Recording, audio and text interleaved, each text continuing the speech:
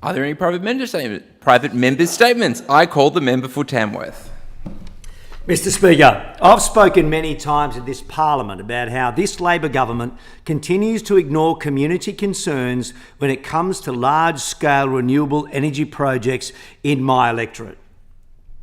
Community concerns fall on this Labor government's deaf ears.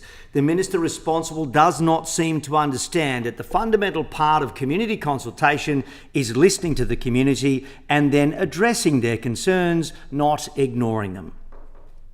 Even despite today's announcement of a renewable energy planning framework, the planning minister during question time was talking about community consultation and did not talk about taking concerns on board.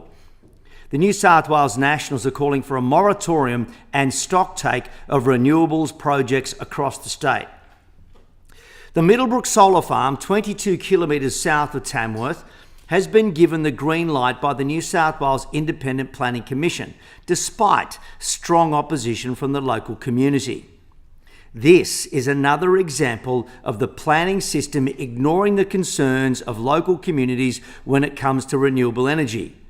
These large-scale projects have been causing deep concern and angst among local communities right across the region.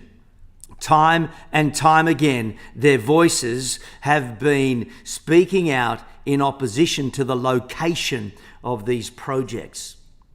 The major concern from communities is about the location, and the Middlebrook Solar Farm covers nearly 1,400 hectares of agricultural land with 750,000 solar panels. As you drive up toward it, it will look a black landscape. It will look like a grass fire has gone through the place, a permanent grass fire. Despite the Tamworth electorate being mostly outside a renewable energy zone, there are several projects like the Middlebrook project in development. The community deserves to have their voices heard when it comes to the development of renewable energy projects, particularly when these projects could negatively impact farming businesses.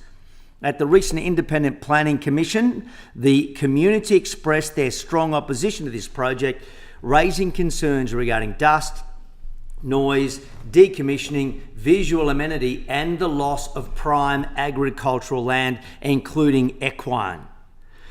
Despite the community's opposition to the project, it's been approved, and I'm deeply concerned that the community's voice has been ignored. I have fears that other projects planned for the Tamworth region will be rubber-stamped regardless of concerns raised by the community.